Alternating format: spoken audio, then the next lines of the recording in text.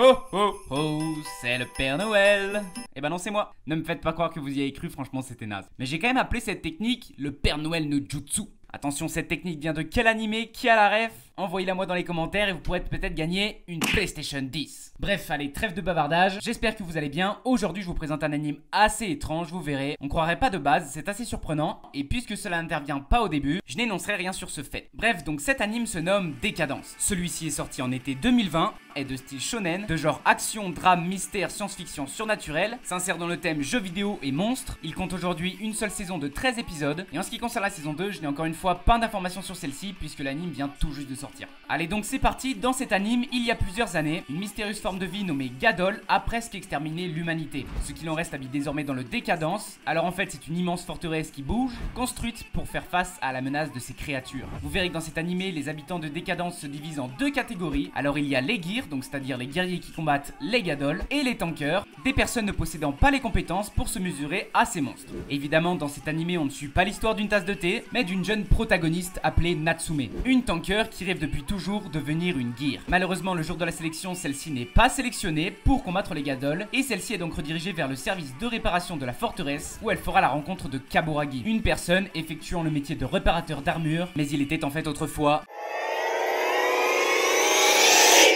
un ancien tanker. Alors jusqu'ici rien de fou puisque comme je vous le dis l'anime cache très bien son jeu. Mais l'anime vaut clairement le coup et pour ne rien dévoiler, je ne dirai donc rien de plus. Voilà, gros bisous les rageux. Bref, en tout cas vous verrez que les combats sont assez différents de ce qu'on a l'habitude de voir puisqu'ils sont aériens. Ça aurait pu être dégueulasse. Mais non, l'anime effectue des mouvements de caméra plutôt cool. Alors oui bien sûr, c'est pas des caméras, c'est des dessins, mais vous m'avez compris. Enfin bon, en tout cas ça a son côté sympa, c'est stylé. Et pour que vous puissiez regarder l'anime, il est disponible sur Wakanim. Sinon, bien sûr, je me répète un peu, mais si vous checkez les liens qui vous sont proposés lorsque vous tapez le titre de votre anime 01VostFR, vous pourrez visionner l'anime. Alors pour les personnes qui l'auraient déjà vu, comme vous vous en doutez, c'est assez compliqué pour moi de trouver un anime similaire. N'hésitez pas à regarder la rubrique anime en lien pour découvrir les animes que je vous ai sélectionnés. En tout cas, pour ceux qui auraient aimé Décadence, je vous conseille un anime et celui-ci s'appelle God Eater. Alors c'est assez bizarre puisque quand j'ai fait mes recherches, en français ça donne le mangeur de Dieu et bizarrement je me suis pas fait graille.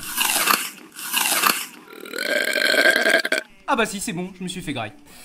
Bref. Alors dans celui-ci, l'histoire se déroule dans un univers post-apocalyptique où la population a presque été anéantie par de puissantes créatures démoniaques appelées Aragami. Vous verrez que dans cet anime, donc pour sauver l'humanité, puisqu'il a fallu la sauver, un groupe pharmaceutique a créé une arme organique appelée Jinki, qui en fait tire sa force en dévorant les créatures. Pour donner un côté stylé à l'anime, il faut savoir que ces armes ont la particularité de fusionner avec certains humains, et dans cet anime, le jeune soldat que nous suivons, appelé Lenya Utsugi, combat grâce à une épée pouvant à la fois se transformer en gros canon. L'anime a des dessins un peu différents de ce qu'on a l'habitude de voir, mais franchement j'ai trouvé ce décalage assez sympa. Sinon en tout cas, dans les deux animes, on retrouve des monstres contre lesquels les humains doivent lutter. Clairement leur design n'est pas trop mal réussi, ça c'est cool, et ça se rapproche pas mal des monstres qu'on a pu voir dans Décadence. Et en ce qui concerne les personnages, ils ont en commun que leurs familles sont mortes parce qu'elles ont été tuées par des créatures. Rien de ouf au niveau des similitudes, mais vous verrez qu'en regardant Décadence, c'était plutôt compliqué de trouver un anime compatible à celui-ci. Ou alors dites-le moi dans les commentaires et je referai peut-être une vidéo. Non ça c'est faux. Bref allez, en tout cas moi c'en est tout pour cette présentation, j'espère qu'elle vous a plu. Je compte sur vous, lâchez un like, n'hésitez pas à vous abonner à la chaîne et à activer la petite cloche. Et sur ce, je vous souhaite un bon visionnage. Ciao à tous,